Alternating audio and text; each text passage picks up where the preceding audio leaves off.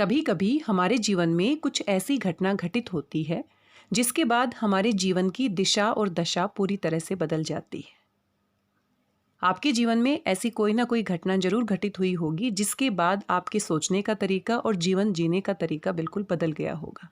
मेरे जीवन में भी ऐसी अनेक घटनाएं घटित हुई हैं जिनके बाद मेरा सोचने का तरीका और जीवन जीने का तरीका पूरी तरह से बदल गया, और हमारे भविष्य में भी ऐसी अनेक घटनाएं घटित होती रहेंगी। सालिम अली जी के जीवन में भी ऐसी ही एक घटना घटित होती है उनके बचपन में, और जिसके बाद उनके जीवन जीने की दिशा पूरी तरह से बदल जाती है, उनकी सोच पूरी तरह से बदल जाती है। सालिम अली जी का चित्र आप यहाँ पर देख सकते हैं। और इनकी हम बात क्यों कर रहे हैं, क्योंकि आज जो हम पढ़ने वाले हैं वो हमारा पाठ है सांवले सपनों की याद। कक्षा 9 डीबीएससी बोर्ड के पाठ्यक्रम में इसे शामिल किया गया है। आपकी मिड टर्म परीक्षाएं, मध्यावधि परीक्षाएं पूरी हो चुकी हैं, और अभी जो आपकी वार्षिक परीक्षाएं होने वाली है उसमें कुल 3 इकाई और हम पढ़ने वाले हैं। आधा पाठ्यक्रम आप पढ़ चुके हैं, उसकी परीक्षा आप दे चुके हैं मिड टर्म की फॉर्म में, और आगे जो आपका फाइनल पेपर होने वाला है उसमें हम 3 और इकाई पढ़ने वाले हैं। इकाई 4 के अंदर, यूनिट 4 के अंदर इस पाठ को शामिल किया गया है, और साथ में उपभोक्तावाद की संस्कृति पाठ को भी शामिल किया गया है। इकाई 4 में कक्षा 9 के विद्यार्थी ये 2 पाठ पढ़ने वाले हैं, और खुशी की बात है कि ये दोनों ही पाठ एनसीईआरटी की पाठ्य पुस्तकों से शामिल किए गए हैं, तो आपको कहीं पर भी इससे संबंधित जानकारी इकट्ठी करने में दिक्कत नहीं आएगी। मिड टर्म की परीक्षा के लिए आपकी जो इकाई निर्धारित की गई थी उसमें कुछ ऐसे पाठ थे जो एनसीईआरटी की पाठ्य पुस्तक से नहीं लिए गए थे, और जिनसे संबंधित जानकारी जुटाने के लिए आपको समस्याओं का सामना करना पड़ा।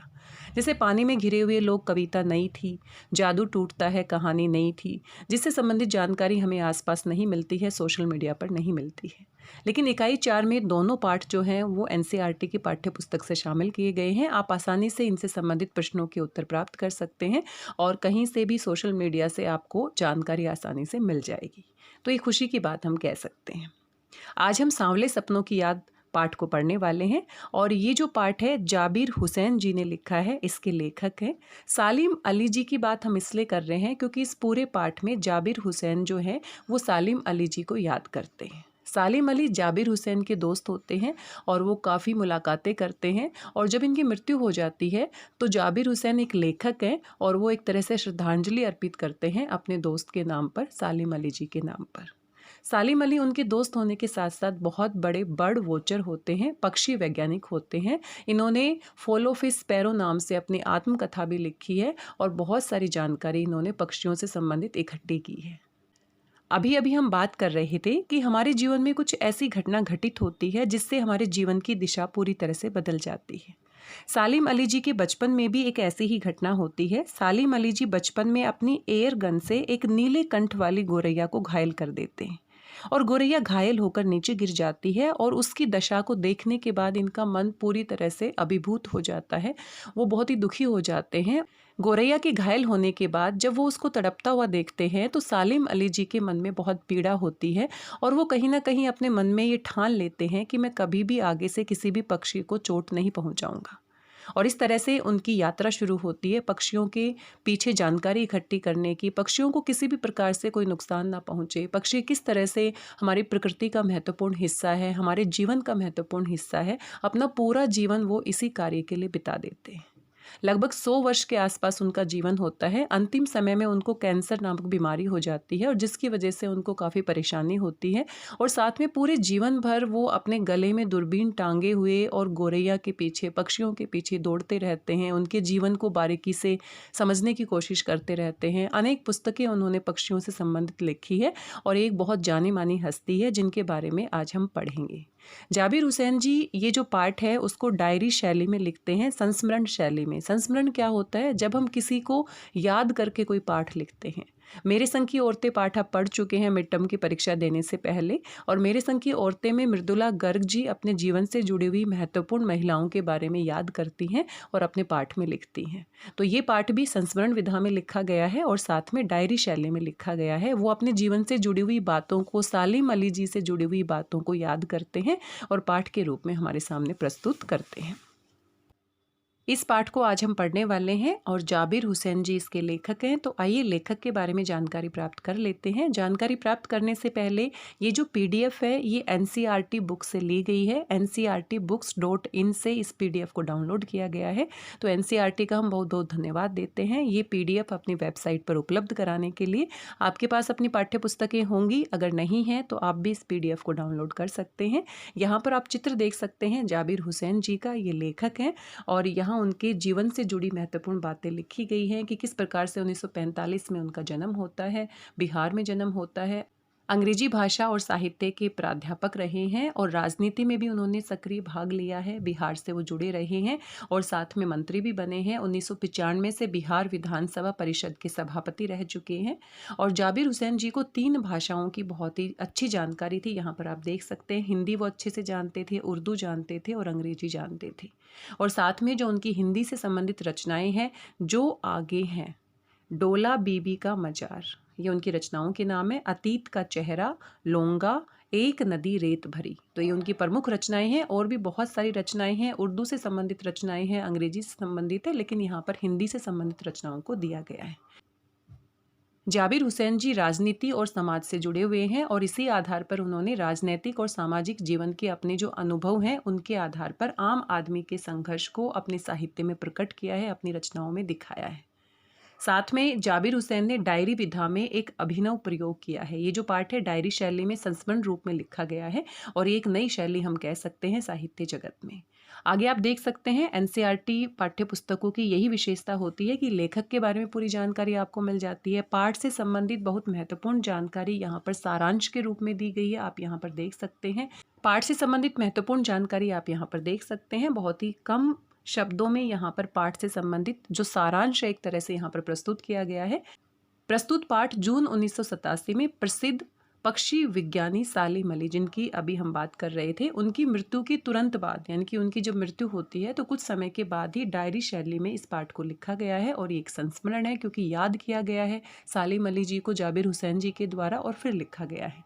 सालिम अली की मृत्यु से उत्पन्न दुख और अवसाद को लेकर वे सांवले सपनों की याद के रूप में इसे अभिव्यक्त करते हैं। ये पाठ का शीर्षक है सांवले सपनों की याद। तो जैसे ही हम पाठ का नाम पढ़ते हैं और सालिम अली जी के बारे में अगर हमें नहीं पता है, जाबिर हुसैन जी के बारे में नहीं पता है, तो हमारे दिमाग में बहुत सारे सवाल आते हैं कि भाई किन सपनों की बात की गई है, कौन से सपनों की याद है, सांवले सपने क्यों कहा गया है। तो जो शीर्षक है ये अपने आप में एक रहस्यमय शीर्षक हम कह सकते हैं। तो यहाँ किसके सपनों की बात की गई है? सालिम अली जी के जीवन से जुड़े हुए सपने। उनके जीवन का एक ही सपना था कि पक्षियों को वो कितना सहज अनुभव करवा सकते हैं, पक्षियों के बारे में कितनी जानकारी वो इकट्ठी कर सकते हैं, लोगों को उनके बारे में जागरूक कर सकते हैं। तो यही उनके जीवन का एक सपना था और इस सपने को वो लगभग 100 वर्ष तक जीवित रहते हैं और पूरे 100 वर्षों में पूरा करने की पूरी कोशिश करते हैं। और साथ में फिर अपने सपनों को लेकर वो अंतिम यात्रा की ओर निकल पड़ते हैं। उनकी मृत्यु हो जाती है, उनके सपने उनके साथ चले जाते हैं, लेकिन उनके जाने के बाद भी हम उनको याद कर रहे हैं और उनके सांवले सपनों को यहाँ पर जाबिर हुसैन जी याद कर रहे हैं। सालिम अली का स्मरण करते हुए, स्मरण करना यानी कि याद करना, लेखक ने उनका व्यक्ति चित्र प्रस्तुत किया है। तो उनका पूरा कैरेक्टर स्केच आप कह सकते हैं, उनका एक तरह से व्यक्तित्व हमारे सामने प्रस्तुत किया है कि वो कैसे व्यक्ति थे, क्या सोचते थे, क्या उनकी जीवन शैली थी, क्या उनके जीवन के आदर्श थे। यहाँ भाषा की रवानी और अभिव्यक्ति की शैली दिल को छूती है। तो पूरा पाठ है वो बहुत ही अच्छी शैली में लिखा गया है, भाषा बहुत ही अच्छी है। जब हम इसे पढ़ेंगे तो हम देखेंगे किस तरह से शुद्ध हिंदी और साथ में बहुत सारे अलग भाषाओं के शब्दों का भी यहाँ पर प्रयोग किया गया है। जाबिर हुसैन जी उर्दू भी बहुत अच्छे तरीके से जानते थे, तो उर्दू भाषा के बहुत सारे शब्दों का प्रयोग इस पाठ में हम देख सकते हैं। तो आइए इस पाठ को पढ़ लेते हैं। और पाठ को पूरी तरह से इसका वाचन करने से पहले आप एनसीईआरटी पाठ्य पुस्तकों की खास बात देख सकते हैं कि यहाँ पर जो महत्वपूर्ण बातें होती हैं उसके बारे में विस्तार से जानकारी दी होती है। यहाँ पर आप देख सकते हैं शब्दार्थ भी दिए गए हैं, जो मुश्किल शब्द हैं उनके अर्थ भी आप यहाँ पर देख सकते हैं। और यह भी जानें, ये बहुत ही महत्वपूर्ण बातें हैं। यहाँ पर सालिम अली जी के जीवन से संबंधित कुछ महत्वपूर्ण बातें अगर हम पहले पढ़ लेते हैं तो पाठ को समझने में हमें आसानी रहती है। प्रसिद्ध पक्षी विज्ञानी सालिम अली का जन्म 12 नवंबर 1996 में हुआ था और मृत्यु 20 जून 1987। तो आप लगभग अंदाजा लगा सकते हैं कि वो 100वें वर्ष में प्रवेश कर चुके थे। उन्होंने फॉल ऑफ ए स्पैरो, बहुत ही फेमस पुस्तक है, आप इसके बारे में सर्च कर सकते हैं, पढ़ सकते हैं। और ये उनकी आत्मकथा है, उनकी एक तरह से ऑटोबायोग्राफी है। और इसको उन्होंने लिखा है और साथ में पक्षियों से संबंधित बहुत महत्वपूर्ण जानकारी और रोमांचक किस्से इस पुस्तक में शामिल किए गए हैं। और इसका हिंदी में भी अनुवाद किया गया है और हिंदी में जो अनुवाद किया गया है उसका शीर्षक क्या रखा गया है, एक गौरैया का गिरना। हिंदी अनुवाद नेशनल बुक ट्रस्ट ने इसे प्रकाशित किया है। साथ में जब हम पाठ पढ़ेंगे तो D.H. लॉरेंस का नाम आएगा और ये जो हैं अंग्रेजी के प्रसिद्ध उपन्यासकार हैं, नॉवेलिस्ट हैं। उन्होंने कविताएं भी लिखी हैं और विशेषकर प्रकृति संबंधी कविताएं उन्होंने लिखी हैं। उन्होंने भी पक्षियों के बारे में बहुत ही महत्वपूर्ण जानकारी अपनी कविताओं के रूप में अभिव्यक्त की है और वो इतने फेमस थे कि जो सालिम अली हैं उनकी तुलना उनके साथ की जाती है। आपने देखा होगा अगर कोई बच्चा बहुत ही साइंटिफिक तरीके से सोचता है, वैज्ञानिक तरीके से सोचता है, तो बहुत ही प्रसिद्ध वैज्ञानिक के साथ हम उनका नाम जोड़ देते हैं। यहाँ पर D.H. लॉरेंस के बारे में जानकारी दी गई है कि प्रकृति से D.H. लॉरेंस का गहरा लगाव था और सघन उनके संबंध थे। वे मानते थे कि मानव जाति एक उखड़े हुए महान वृक्ष की भांति है जिसकी जड़ें हवा में फैली हुई है। वह ये भी मानते थे कि हमारा प्रकृति की ओर लौटना जरूरी है क्योंकि प्रकृति के साथ हम खिलवाड़ नहीं कर सकते हैं। और आज भी हम देख सकते हैं कि जितना हम तकनीकी विकास करते हुए चले जा रहे हैं, जितना औद्योगिकरण हो रहा है, तो उसका जो दुष्परिणाम है वो हम सभी के सामने आ रहा है। कितनी सारी बीमारियां हो गई है, साथ में किस तरह के बदलाव पर्यावरण में आ रहे हैं। तो जो कवि हैं, लेखक हैं, उन्होंने अपनी रचनाओं के माध्यम से जो आम जनता है उसको जागरूक करने का प्रयास किया है और आज भी इस समस्या को हम महसूस कर सकते हैं। तो इस पाठ में ऐसी बहुत सारी समस्याओं को उठाया गया है जो सीधी प्रकृति से जुड़ी हुई है, पक्षियों से जुड़ी हुई है। और इस पाठ को पढ़ने से पहले मुझे याद आ रही है, एक मूवी याद आ रही है, फिल्म याद आ रही है 2.0। आपने ज़रूर देखी होगी, अगर नहीं देखी तो आप इसके बारे में जानकारी देख सकते हैं। अक्षय कुमार जी ने इसमें अभिनय किया था और वो पक्षी प्रेमी हैं और साथ में पक्षियों से संबंधित बहुत सारे मुद्दे हैं उनको उठाते हैं। तो जो हमारे मोबाइल टावर्स होते हैं उनमें जो रेडिएशन इफ़ेक्ट आता है उसकी वजह से जो गौरैया होती है, जो पक्षी होते हैं, वो मर रहे हैं। और इस मूवी में पूरी तरह से दिखाया गया है और किस तरीके से मरने के बाद उनकी आत्मा बदला लेती है और प्रकृति से संबंधित जो बातें हैं वहाँ पर दर्शाने का प्रयास किया है। तो यहाँ पर भी यही बातें हम देखेंगे कि प्रकृति को अनदेखा करके हम आगे नहीं बढ़ सकते, हम विकास नहीं कर सकते। तो ये महत्वपूर्ण बातें थी। इन सभी को जानने के बाद आइए अब पूरी तरह से अपने पाठ का वाचन करते हैं। पाठ को समझने के लिए ये बातें करना जरूरी था, वरना तो हम सीधा ही पाठ पढ़ सकते थे। लेकिन ये सभी बातें समझने के बाद जब हम पाठ पढ़ेंगे तो बहुत सारी बातें हमारी पहले ही स्पष्ट हो जाएंगी। तो चलिए पाठ को पढ़ते हैं। सांवले सपनों की याद। पाठ की शुरुआत लेखक इन पंक्तियों के साथ करते हैं। सुनहरे परिंदों के खूबसूरत पंखों पर सवार, सांवले सपनों का एक हुजूम। हुजूम क्या होता है? भीड़ आप कह सकते हैं, लोगों का समूह आप कह सकते हैं। मौत की खामोश वादी की तरफ, तो मौत की खामोश वादी किसे कहा गया है? कब्रिस्तान आप कह सकते हैं।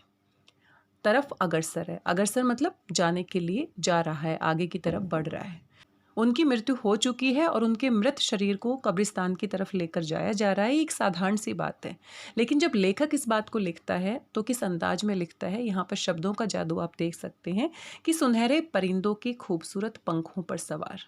उनको पक्षी इतने पसंद थे कि ऐसा लग रहा है कि अब वो अपनी अंतिम यात्रा की तरफ जा रहे हैं, अपने इस पार्थिव शरीर को छोड़कर एक दूसरे नए संसार में जा रहे हैं। तो इस तरह से लग रहा है जैसे सुनहरे परिंदों के खूबसूरत पंखों पर सवार होकर वो अपने जो सांवले सपने थे, जो पूरे जीवन भर उन्होंने सपने देखे थे, पक्षियों से संबंधित जानकारी इकट्ठी की थी, उन सपनों को एक हुजूम यानी कि बहुत सारे लोगों की भीड़ के रूप में और कब्रिस्तान की तरफ वो जा रहे हैं, उनके पार्थिव शरीर को लेकर जाया जा रहा है। तो जब हम इसे पढ़ते हैं तो हमें लगता है पता नहीं क्या कहा जा रहा है। तो बस ये खूबसूरती होती है लेखक की या कवि की, वो शब्दों का जादू करते हैं और शब्दों के जादू की वजह से वो लेखक कहलाते हैं। जब हम जैसे साधारण लोग इतना जादू नहीं कर सकते हैं, इसलिए हम लेखक या कवि नहीं हैं। तो यही बात हमें समझने का प्रयास करना है कि जब भी कोई कविता या कोई भी पाठ हम पढ़ते हैं तो शब्दों के मीनिंग अगर हमें समझ में आ जाए और साथ में लेखक क्या कहना चाहता है, कवि क्या कहना चाहता है, ये गहराई अगर हमें समझ में आ जाए तो पढ़ने का आनंद दुगना हो जाता है। इसको अगर ऊपरी तौर पर हम पढ़ेंगे तो एक तरह से आप बोर हो सकते हैं, पता नहीं कैसी भाषा का प्रयोग किया गया है, बिल्कुल शुद्ध हिंदी है और ऐसे शब्द हैं जिनके अर्थ हो सकता है आपने पहले कभी ना पढ़े हों।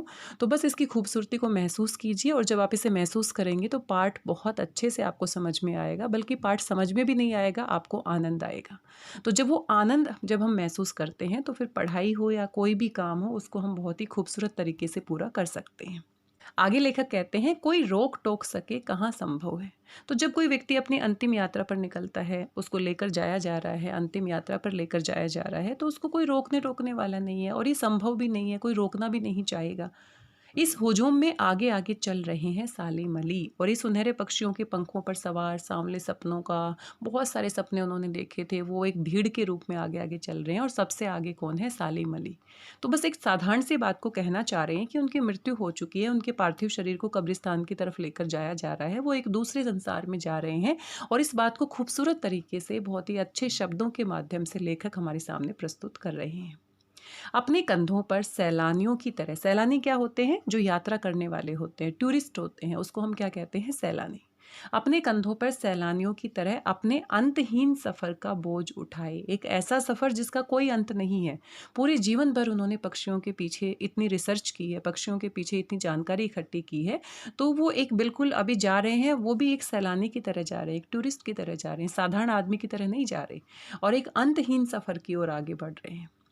और साथ में बोझ उठाया हुआ है अपने कंधों पर। किसका बोझ है? अपने सपनों का बोझ है। और साथ में अंतिम समय में उनको कैंसर की बीमारी हो जाती है, तो इस कारण वो बहुत पीड़ा में रहते हैं, बहुत अवसाद में रहते हैं, बहुत पीड़ा में रहते हैं, अवसाद में रहते हैं। तो वो जो बोझ है वो उन्होंने अपने कंधों पर उठाया हुआ है। लेकिन ये सफ़र पिछले तमाम सफ़रों से भिन्न है। भिन्न यानी कि अलग, कि ये जो सफ़र पर जा रहे हैं ना, ये दूसरे जो सफ़र थे, क्योंकि वो पूरे जीवन भर सफ़र पर ही रहे हैं। कभी किसी जंगल में जाते थे, कभी किसी जगह पर जाते थे, जहाँ पर भी उनको पक्षी दिखाई देते थे, अपनी दूरबीन को गले में लटका कर उनके पीछे पीछे दौड़ते रहते थे, यात्राएं करते रहते थे। और अंतिम समय में उनका शरीर भी बूढ़ा हो गया था। आप देखो, 100 वर्ष का जीवन बहुत लंबा होता है, और अंतिम समय में तो हमारा शरीर भी साथ नहीं देता है, ऊपर से कैंसर की बीमारी हो जाती है। तो इस तरह से ये जो सफ़र था, ये अंतिम सफ़र था। उनकी मृत्यु के बाद जब उनको कब्रिस्तान लेकर जाया जा रहा है, तो वो बिल्कुल अलग सफ़र है। भीड़ भाड़ की जिंदगी और तनाव के माहौल से सालिम अली का ये आखिरी पलायन है। भीड़ भाड़ भरी जो जिंदगी है, साथ में तनाव भी था, क्योंकि कैंसर की बीमारी की वजह से बहुत तनाव था, शरीर बूढ़ा हो गया था, और फिर भी वो अपने सपनों के पीछे दौड़ रहे थे। तो आखिरी पलायन, पलायन करना क्या होता है? भाग जाना। कि अब अंतिम समय में वो क्या करते हैं? वहाँ से भाग जाते हैं, पलायन कर जाते हैं।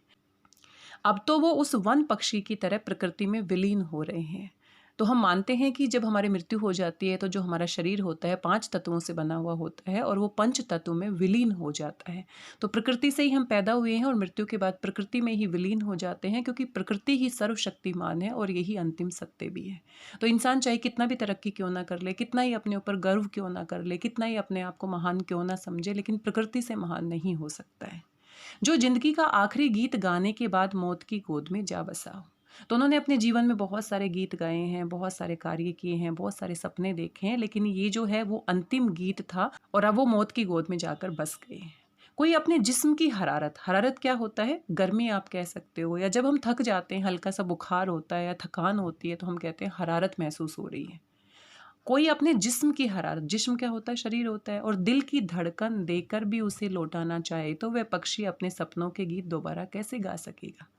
तो जैसे एक पक्षी अपने सपनों के गीत गाते हुए चला जाता है अपनी अंतिम यात्रा पर, वैसे ही कल्पना कर रहे हैं लेखक कि वो एक साधारण मनुष्य की तरह नहीं मरे हैं, बल्कि एक पक्षी, एक सुनहरे पंखों के ऊपर उनके सांवले सपनों का जो हुजूम है, वो सवार होकर अंतिम यात्रा पर जा रहा है। और अभी कोई अगर उनको वापस लेकर आना चाहिए, अगर उनको जीवित करना चाहिए अपने दिल की धड़कन देकर और साथ में अपने शरीर की गर्मी लौटाकर, तो भी वो वापस नहीं आ सकते हैं, क्योंकि ये सच है कि एक बार मृत्यु हो जाती है तो उसके बाद कोई वापस लौटता भी नहीं है, और शायद कोई लौटाना चाहता भी नहीं है, क्योंकि कोई उनको वापस लौटाना भी नहीं चाहेगा, क्योंकि अंतिम समय उनका बहुत ही कष्टों से भरा हुआ था कैंसर के कारण, और साथ में बुजुर्ग हो गए थे, और उनके शरीर में इतनी जान नहीं थी। तो ना ही वो वापस लौट सकते हैं, और ना ही उनको कोई वापस लौटाना चाहेगा, क्योंकि वो अपने जीवन का अंतिम गीत गाकर चले गए हैं, दोबारा उस गीत को नहीं गा सकते।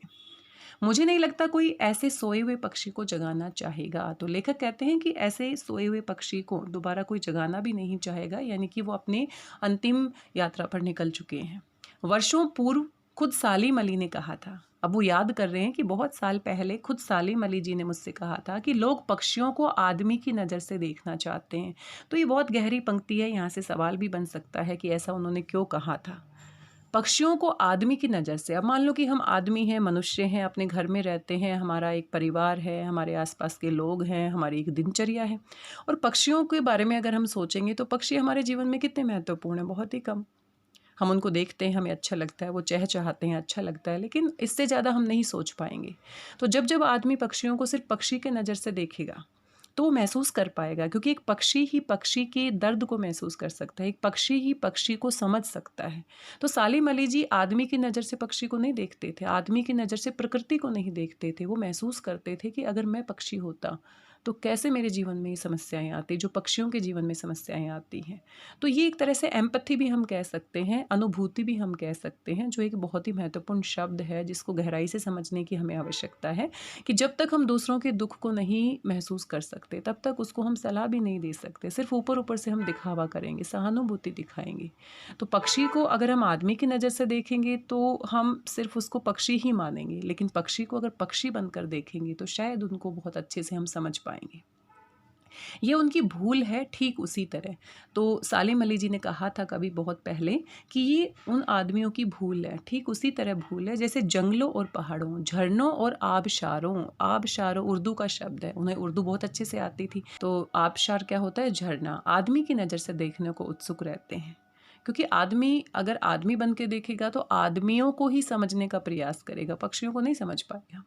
भला कोई आदमी अपने कानों से पक्षियों की आवाज का मधुर संगीत सुनकर अपने भीतर रोमांच का सोता फूटता अनुभव कर सकता है। सोता क्या होता है? झरना, छोटा झरना। तो वो कहते हैं कि क्या कोई आदमी पक्षियों को सुनकर इतना अच्छा महसूस कर सकता है? उसको ऐसा लगे कि जैसे कोई झरना बह रहा है, या बहुत ही अच्छा उसको अनुभव हो रहा है। एहसास की ऐसी ही एक ऊबड़ खाबड़ जमीन पर जन्मे मिथक का नाम है सालिम अली। मिथक क्या होता है? मिथ आपने सुना है, उसी को हम हिंदी में मिथक कहते हैं, जो बहुत ही पुराने समय से लोगों की मान्यताएं होती हैं, लेकिन नए समय में वो मान्यताएं बदल जाती है। जैसे कि हमने सुना है बचपन से कि बिल्ली रास्ता काट जाती है तो अपशकुन होता है, लेकिन ऐसा कुछ नहीं होता लॉजिकली अगर हम सोचते हैं तो ये जो है एहसास की ऐसी ही एक ऊबड़ खाबड़ जमीन पर जन्मे मिथक का नाम है सालिम अली। कि सालिम अली ने बहुत सारे मिथक जो लोगों ने बना रखे थे अपने दिमाग में, बहुत पुराने समय के लोगों ने या चले आ रहे थे समाज में, उनको एक तरह से तोड़ा है।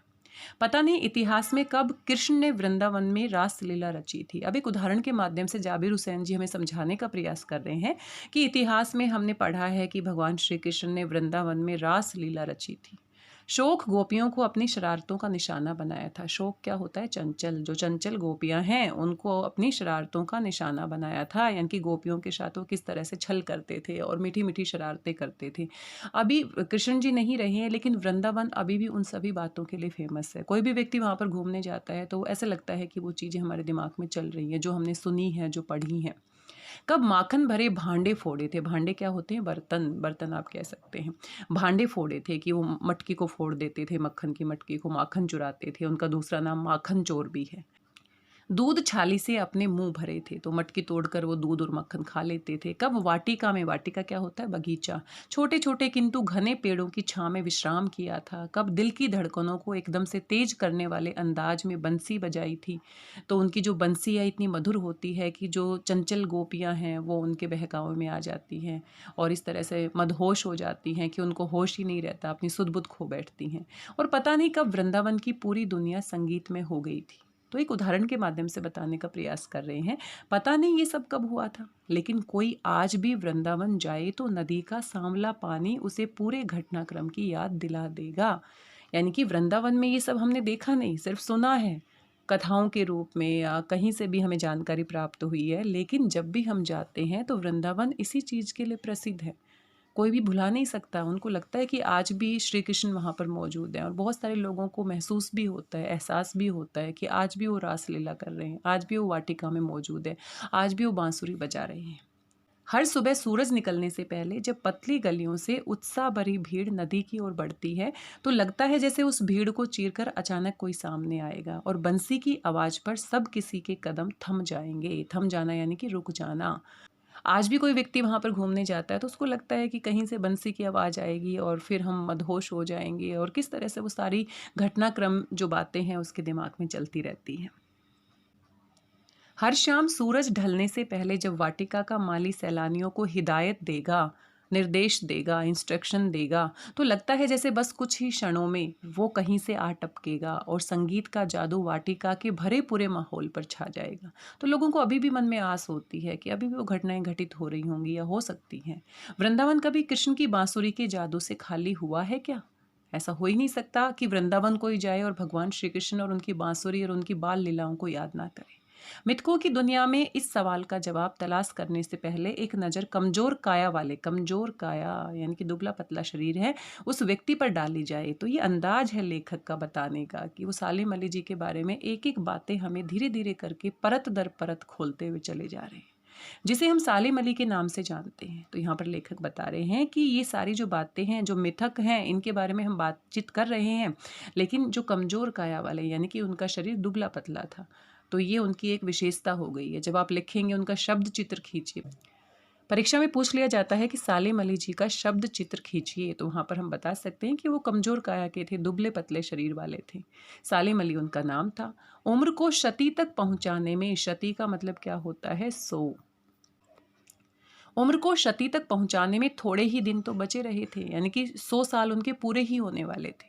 संभव है लंबी यात्राओं की थकान ने उनके शरीर को कमजोर कर दिया हो, यानी कि पूरे जीवन भर वो पक्षियों के पीछे दौड़ते रहे हैं, उनके बारे में जानकारी इकट्ठी करने के लिए यात्राएं करते रहे हैं, कभी वो घर पर टिक कर नहीं रहे हैं, तो उनका शरीर क्या हो गया? थक गया, कमजोर हो गया, और कैंसर जैसी जानलेवा बीमारी उनकी मौत का कारण बनी हो। तो अंतिम समय में उनको कैंसर हो जाता है, तो ये उनके दुख का कारण हम कह सकते हैं कि उनका शरीर क्या था? दुबला पतला, बीमारी के कारण और यात्राओं के कारण। लेकिन अंतिम समय तक मौत उनकी आंखों से वह रोशनी छीनने में सफल नहीं हुई जो पक्षियों की तलाश और उनकी हिफाजत के प्रति समर्पित थी। तो उनके जीवन में हम बात कर रहे थे कि बचपन में एक घटना घटित होती है जब वो अपनी एयर गन से एक नीले कंठ वाली गोरैया को घायल कर देते हैं, और उसी के बाद से वो ठान लेते हैं कि मैं हमेशा पक्षियों की हिफाजत करूंगा, उनको कोई नुकसान नहीं पहुंचाऊंगा, और साथ में वो जीवन भर पक्षियों की तलाश में भटकते रहते हैं, उनकी हिफाजत करते रहते हैं, जितना अपने लेवल पे वो कर सकते हैं वो करते रहते हैं। सालिम अली की आंखों पर चढ़ी दूरबीन उनकी मौत के बाद ही तो उतरी थी, यानी कि वो 100 साल के लगभग हो गए थे, लेकिन फिर भी अंतिम समय में बुढ़ापे के कारण और कैंसर के कारण वो चारपाई पर नहीं बैठे, घर में सिमट कर नहीं बैठे, बल्कि उनके सपने इतने संजीदगी के साथ वो सपनों को देखते थे कि उनको पूरा करने के लिए अंतिम सांस तक वो क्या करते रहे? यात्राएं करते रहे। और जो दूरबीन है, दूरबीन से वो पक्षियों को बारीकी से देखते थे, अनुभव करते थे, वो मौत के बाद ही उनकी आंखों से उतरती है। तो हम पैशन कह सकते हैं, कितना समर्पण है उनका अपने काम के प्रति। तो यहाँ पर हम पक्षी वैज्ञानिक तो नहीं बन सकते, लेकिन उनके जीवन से प्रेरणा ग्रहण कर सकते हैं कि जो भी काम हम कर रहे हैं उसमें इतनी गहराई से हम करें, इतना शिद्दत के साथ हम काम करें कि वो बहुत ही अच्छे से हम पूरा कर पाएँ। उन जैसा बर्ड वॉचर, पक्षियों को देखने वाला यानी कि पक्षी विज्ञानी शायद ही कोई हुआ हो, लेकिन एकांत क्षणों में सालिम अली बिना दूरबीन भी देखे गए हैं। दूर क्षितिज तक फैली जमीन और झुके आसमान को छूने वाली उनकी नज़रों में कुछ कुछ वैसा ही जादू था जो प्रकृति को अपने घेरे में बांध लेता है। यानी कि हमेशा वो दूरबीन से ही नहीं देखते थे, बल्कि कभी कभी एकांत के क्षणों में अकेले वो बिना दूरबीन के भी देखे गए हैं। और क्षितिज क्या होता है? जहाँ ऐसा लगता है कि ज़मीन और आसमान मिल रहे हैं। समुद्र के किनारे दूर कहीं आपने देखा हो, या कभी आप घूमने गए हो, या पहाड़ के आसपास आप देख सकते हो, आपको लगता है सूरज निकल रहा है या सूरज छिप रहा है, तो ऐसे लगता है पहाड़ के अंदर से ही निकल रहा है और पहाड़ के अंदर ही छिप रहा है। ऐसा लगता है ज़मीन और आसमान मिलते हुए नजर आते हैं। तो ऐसे बिंदु को, काल्पनिक बिंदु को, जहाँ पर हमें भ्रम हो जाता है कि ज़मीन और आसमान मिल रहे हैं, हम क्या कहते हैं? क्षितिज। तो एक तरह से क्या है? उनमें जादू है। सालिम अली उन लोगों में से थे जो प्रकृति के प्रभाव में आने की बजाय प्रकृति को अपने प्रभाव में लाने के कायल होते हैं। यानी कि उन्होंने प्रकृति को ही प्रभावित कर दिया, इतना गहराई से प्रकृति में शामिल हो गए, उन्होंने अपने आप को एक तरह से गोरैया ही बना दिया, उन्होंने पक्षी की तरह ही अपने आप का जीवन समर्पित कर दिया। उनको लगा कि मैं खुद एक पक्षी हूँ, और इतनी गहराई से, इतने करीब से उन्होंने प्रकृति को महसूस किया कि प्रकृति उनसे प्रभावित हुए बिना नहीं रह सकी। उनके लिए प्रकृति में हर तरफ एक हंसती खेलती रहस्य भरी दुनिया पसरी थी। पसरी यानी फैली हुई थी। जब भी वो प्रकृति को देखते थे, ऐसी नज़रों से देखते थे, इस सोच के साथ देखते थे कि उनको हमेशा एक नयापन लगता था। उनको लगता था बहुत कुछ है जो मुझे नहीं पता है। और ये इतनी अच्छी बात है कि हम कहीं न कहीं एक तरह से संतुष्ट हो जाते हैं कि भई मुझे तो सब कुछ पता है। और जब ये बात हमें कहीं न कहीं अंदर से महसूस होने लगती है कि हमें सब कुछ पता है, तो फिर कुछ नया जानने के लिए रहता ही नहीं है। फिर तो जीवन एक तरह से फुल स्टॉप लग गया, जीवन के आगे विराम चिन्ह लग गया। उनको लगता था प्रकृति रहस्य से भरी हुई है और इतने रहस्य हैं कि हम एक जीवन तो क्या, न जाने कितने जीवन हमें लेने पड़े, फिर भी इस रहस्य को हम पूरी तरह से नहीं जान सकते। ये दुनिया उन्होंने बड़ी मेहनत से अपने लिए गढ़ी थी। इसके गढ़ने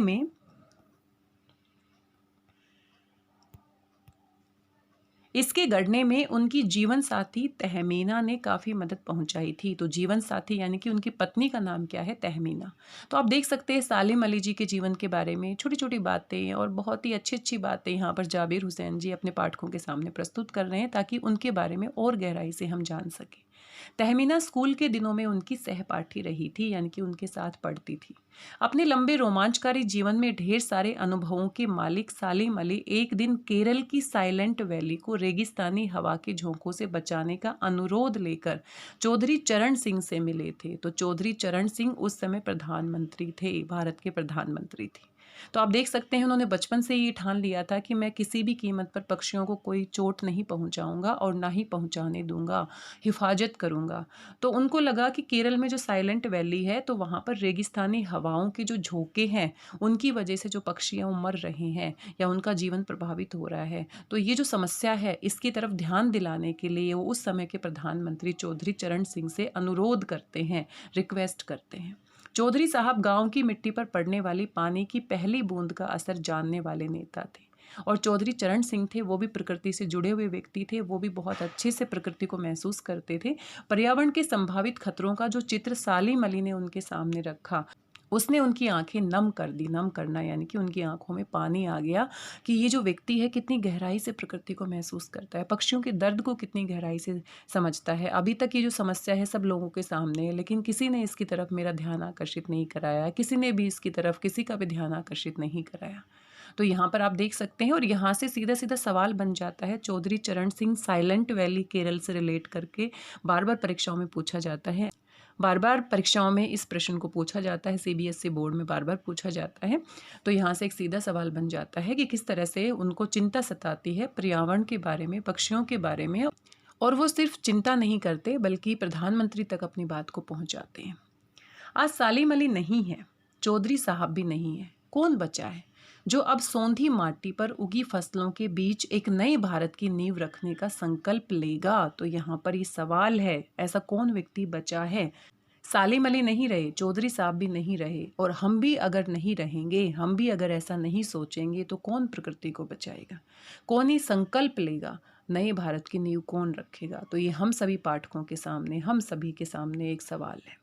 कौन बचा है जो अब हिमालय और लद्दाख की बर्फीली ज़मीनों पर जीने वाले पक्षियों की वकालत करेगा? तो जो पक्षियों के लिए जो ठंडी हवाओं के झोंके हैं और जो गर्म हवाओं के झोंके हैं, दोनों ही खतरनाक होते हैं। तो ये जो मुद्दा है हमारे लिए इतना महत्वपूर्ण नहीं हो सकता, हम इसके बारे में ज़्यादा नहीं जानते, लेकिन ये मुद्दा तो है, समस्या तो है जो पक्षियों को प्रभावित कर रही है। तो वो कहते हैं कि अब आजकल ऐसे कौन व्यक्ति, कितने व्यक्ति बचे हुए हैं? तो यहाँ पर आप देख सकते हैं सालिम अली जी का चित्र है। सालिम अली ने अपनी आत्मकथा का नाम रखा था फॉल ऑफ ए स्पैरो, यानी कि पूरा जीवन ही उन्होंने क्या कर दिया, गोरैया के नाम, पक्षियों के नाम समर्पित कर दिया। और जो गोरैया और स्पैरो है वो उनके जीवन से जुड़ी हुई घटना से संबंधित है। तो इन्होंने जब अपनी आत्मकथा लिखी, ऑटोबायोग्राफी लिखी, तो उसका नाम क्या रखा, फॉल ऑफ ए स्पैरो। मुझे याद आ गया डीएच लॉरेंस की मौत के बाद। अब देखो डीएच लॉरेंस के बारे में पहले हमने थोड़ी जानकारी इकट्ठा की थी ताकि पाठ में हम जुड़ाव महसूस कर सकें। तो वो भी क्या थे, प्रकृति से जुड़े हुए व्यक्ति थे, कविताएं लिखते थे, बहुत अच्छे नॉवलिस्ट आप कह सकते हैं, उपन्यासकार आप कह सकते हैं। तो यहाँ पर जो लेखक हैं वो याद करने लगते हैं, किसको याद करने लगते हैं, डीएच लॉरेंस। तो जब डीएच लॉरेंस की मौत हुई थी तो बाद में लोगों ने उनकी पत्नी फ्रीडा लॉरेंस, तो उनकी पत्नी का नाम क्या है, फ्रीडा लॉरेंस, और यहाँ पर सालिम अली जी की पत्नी का नाम क्या है, तहमीना। फ्रीडा लॉरेंस से अनुरोध किया वह अपने पति के बारे में कुछ लिखे। फ्रीडा चाहती तो ढेर सारी बातें लॉरेंस के बारे में लिख सकती थी क्योंकि उनकी पत्नी है और बहुत सारी बातें उनको पता है, लेकिन उसने कहा मेरे लिए लॉरेंस के बारे में कुछ लिखना असंभव सा है। मुझे महसूस होता है मेरी छत पर बैठने वाली गोरैया लॉरेंस के बारे में ढेर सारी बातें जानती है, यानी कि वो ज़्यादा समय गोरैया से बात करते हुए बिताते हैं। वो गोरैया के साथ गोरैया बन के ही बात करते हैं। तो ये जो जुड़ाव है, ऐसा ही जुड़ाव सालीम अली जी का भी था पक्षियों के साथ, तो इसीलिए वो तुलना करते हैं। अभी मान लो कोई बहुत बड़ा मैथमेटिशियन होता है, गणितज्ञ होता है, तो हम उसको एक तरह से उसको उपाधि दे देते हैं कि भाई ये तो दूसरा रामानुजन है। इस तरह से कोई बहुत बड़ा वैज्ञानिक है तो हम कह देते हैं कि भाई ये तो आइंस्टाइन है। इसी तरीके से बहुत बड़ा लेखक है तो हम प्रेमचंद के साथ तुलना कर देते हैं। तो इसी तरीके से सालिम अली जी जो प्रकृति प्रेमी थे और पक्षियों से जो जुड़े हुए थे, गोरैया से जुड़े हुए थे, तो ऐसे ही एक बहुत बड़े हमारे जो नॉवलिस्ट हैं अंग्रेजी के, D.H. लॉरेंस, तो उसके साथ यहाँ पर लेखक क्या करते हैं, एक तरह से उनकी बातें याद करते हैं। वो सचमुच इतना खुला खुला और सादा दिल आदमी था। मुमकिन है लॉरेंस मेरी रगों में, मेरी हड्डियों में समाया हो, लेकिन मेरे लिए कितना कठिन है उसके बारे में अपने अनुभवों को शब्दों का जामा पहनाना यानी कि कपड़े पहनाना, तो शब्दों का जामा पहनाना यानी कि मतलब उनके बारे में लिखना आप कह सकते हो। मुझे यकीन है मेरी छत पर बैठी गोरैया उनके बारे में और हम दोनों ही के बारे में मुझसे ज़्यादा जानकारी रखती है। तो ये उनकी पत्नी फ्रीडा लॉरेंस ने बताया कि मुझसे आप ना पूछें, क्योंकि वो प्रकृति से इतना जुड़े हुए थे। मेरे छत पर बैठी हुई जो गोरैया है वो उनके बारे में और मेरे बारे में ज़्यादा जानती है, क्योंकि उनके साथ उन्होंने समय बिताया है, उसको देखा है, महसूस किया है, अपनी कविताओं में जगह दी है। तो ये आप यहाँ पर देख सकते हैं। जटिल प्राणियों के लिए, जटिल मतलब जो थोड़े मुश्किल होते हैं जिनको समझना, जटिल प्राणियों के लिए सालिम अली हमेशा एक पहेली बने रहेंगे। जो बहुत प्रैक्टिकल लोग होते हैं, हम कह सकते हैं व्यवहारिक लोग होते हैं, जिनको साहित्य से या फिर कविताओं से या फिर संवेदनाओं से, भावनाओं से इतना लेना देना नहीं होता। हम भी अपने आसपास देख सकते हैं, बहुत सारे लोग बहुत प्रैक्टिकल होते हैं। उनको लगता है कि ये सब दिखावा है, इस तरह से इतना इमोशनल होना या इस तरह से इतना संवेदनशील होना ठीक नहीं है।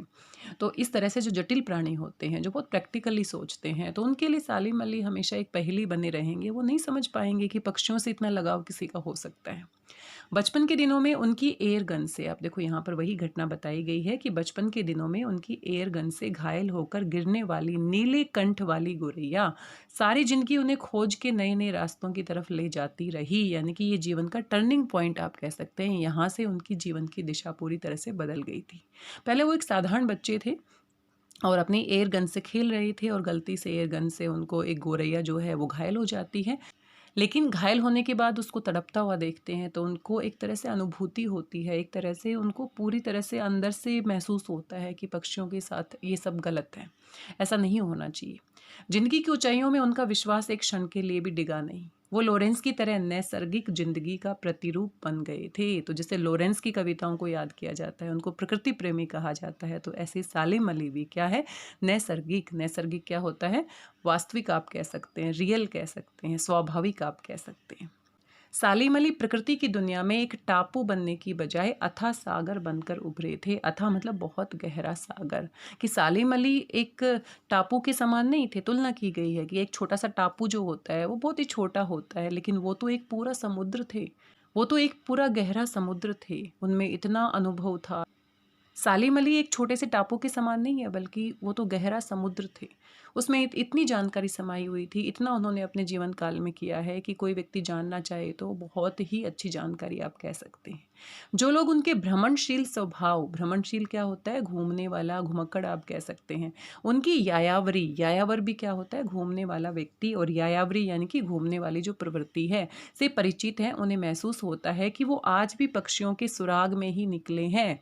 तो बहुत सारे लोग जो उनको गहराई से जानते हैं, उनको लगता है कि हाँ वो एक बहुत अच्छे सैलानी थे, यात्री थे बहुत अच्छे, तो उनको लगता है कि वो मरे नहीं हैं, वो कहीं गए नहीं हैं, बल्कि किसी एक नई यात्रा पर निकल गए हैं। तो ये जो यात्रा है बाकी यात्राओं से थोड़ी अलग है। अब वो वापस लौट कर नहीं आएंगे, लेकिन फिर भी उन लोगों को लगता है कि वो कहीं ना कहीं किसी पक्षी के पीछे भटक रहे होंगे, कहीं ना कहीं उसको महसूस कर रहे होंगे, और बस अभी गले में लंबी दूरबीन लटकाए अपने खोजपूर्ण नतीजों के साथ लौट आएंगे। और उनको लगता है कि अभी वो वापस लौट आएंगे, क्योंकि हमेशा ही उन्होंने यात्राएं की है, बहुत लंबी यात्रा पर वो निकल जाते थे, बहुत दिनों के बाद वापस आते थे। और यात्रा में जो भी वो अपनी खोज करते थे, जो भी उनके परिणाम होते थे, जो भी वो महसूस करते थे, वो नतीजे जो हैं वो इकट्ठे करके वापस लौट आएंगे। जब तक वो नहीं लौटते, क्या उन्हें गया हुआ मान लिया जाए? मेरी आंखें नम है सालिम अली, तुम लौटोगे ना? मेरी आंखें नम है सालिम अली, तुम लौटोगे ना? तो ये कितनी भावुक कर देने वाली पंक्तियां हैं। और जाबिर हुसैन जी उनके दोस्त रहे हैं, बहुत सारी मुलाकातें उनकी उनके साथ रही हैं।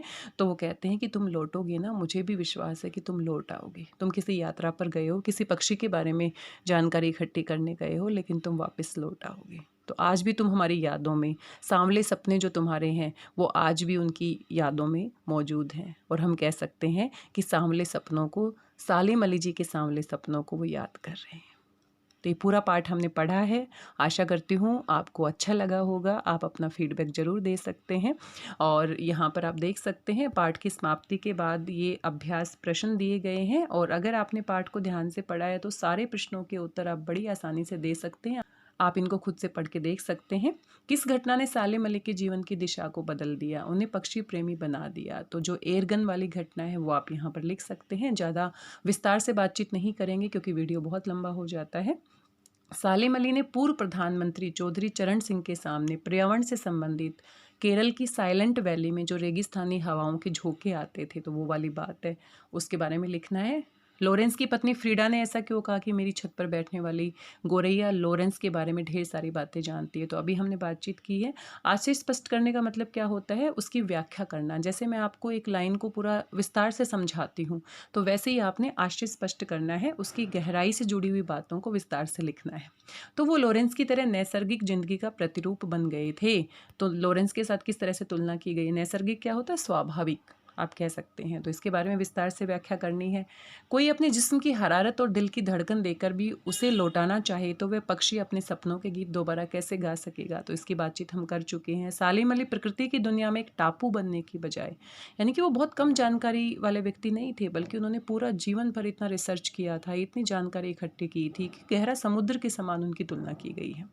इस पाठ के आधार पर लेखक की भाषा शैली, तो बहुत ही अच्छी भाषा का प्रयोग किया गया है। उर्दू के शब्दों का प्रयोग किया गया है, संस्मरण शैली में लिखा गया है, डायरी शैली में लिखा गया है और तुलना बहुत अच्छी तरीके से की गई है। इनके बारे में आप लिख सकते हैं। इस पाठ में लेखक ने सालिम अली के व्यक्तित्व का जो चित्र खींचा है, आप देखो पूरी बातें, वो कैसे दिखाई देते थे, कौन सी उनको बीमारी हो जाती है, बचपन वाली घटना हम लिख सकते हैं, किस तरह से प्रकृति की संवेदना से वो जुड़े हुए व्यक्ति थे, किस तरह से चौधरी चरण सिंह के सामने वो मुद्दा उठाते हैं और पूरे जीवन भर वो यात्राएं करते रहते हैं, लेकिन हार नहीं मानते हैं। अंतिम समय तक भी वो दूरबीन लेकर पक्षियों के पीछे जानकारी इकट्ठी करते रहते हैं।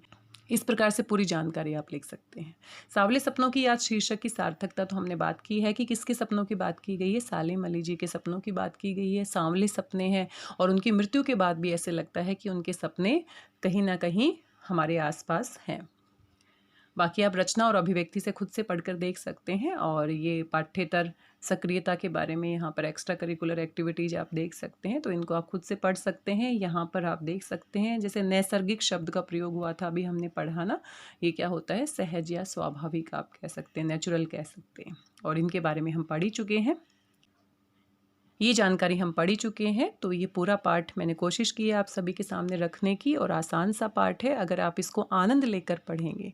क्योंकि एक तो पढ़ना होता है कि ठीक है सिलेबस में है, हमें पढ़ना है, और जब हम सिर्फ पढ़ने के लिए पढ़ते हैं तो वो हमें डेफिनेटली बोरिंग ही लगता है। लेकिन जब हम उसको समझने के लिए पढ़ते हैं, थोड़ा सा उससे कुछ सीखना चाहते हैं, अब देखो हम सालिम अली नहीं बन सकते हैं, उनके जीवन से जुड़ी समस्याएं हमारे जीवन से जुड़ी समस्याएं नहीं हो सकती हैं। कितने साल पहले उनका जन्म हुआ था, कितना कुछ बदल गया है, लेकिन उनके जीवन से हम प्रेरणा ग्रहण कर सकते हैं कि किस तरह से वो कितनी शिद्दत के साथ जो भी काम कर रहे थे उसको अंतिम समय तक नहीं छोड़ते हैं। कैंसर जैसी भयानक बीमारी जिसके सामने हर कोई गिव अप कर देता है, कुछ भी अच्छा नहीं लगता है, इतना दुख और तकलीफ होती है, लेकिन फिर भी वो अपने पैशन को छोड़ते नहीं हैं। और इसी कारण से आज हम उनको याद कर रहे हैं। और कुछ ना कुछ नया करने के लिए, कुछ ना कुछ अलग करने के लिए हमें मेहनत तो करनी ही पड़ती है। तो मुझे पूरा विश्वास है आप सभी प्यारे विद्यार्थी अच्छे से मेहनत करेंगे और इस पाठ को खुशी खुशी पढ़ेंगे और इनसे बहुत कुछ सीखेंगे भी। हम सभी सालिम अली के जीवन से बहुत कुछ सीख सकते हैं, बहुत कुछ प्रेरणा ग्रहण कर सकते हैं। आपको पाठ कैसा लगा आप मुझे बता सकते हैं। बाकी इस इकाई का दूसरा जो पाठ है उपभोक्तावाद की संस्कृति, जिसके लेखक है श्यामा चरण दुबे जी, उसका भी हम वाचन करेंगे। और ये 2 पाठ हैं आपकी इकाई 4 में शामिल किए गए हैं, तो ये आपको पढ़ने हैं। एनसीईआरटी की पाठ्यपुस्तकों से इन पाठों को लिया गया है, तो जानकारी आपको आसानी से मिल जाएगी। कहीं से भी आप प्रश्नों के उत्तर यहाँ से देख सकते हैं, खुद भी आप बना सकते हैं। आप पाठ को अच्छे से पढ़ लेते हैं, समझ लेते हैं, तो प्रश्नों के उत्तर आपके लिए लिखना बहुत ही आसान है। बाएं हाथ का खेल है, आप आराम से इनको लिख लेंगे। तो आज के लिए बस इतना ही। मिलते हैं किसी नए वीडियो में। तब तक स्वस्थ रहिए, व्यस्त रहिए, मस्त रहिए और खुश होकर अभ्यास करते रहिए और अपने सपनों के पीछे भागते रहिए, क्योंकि सपनों को जीना और उनके पीछे भागना ही हमें सफलता की ओर लेकर जाता है, हमें खुशी देता है, हमारे जीवन के उद्देश्य को पूरा करता है। धन्यवाद, बहुत बहुत धन्यवाद।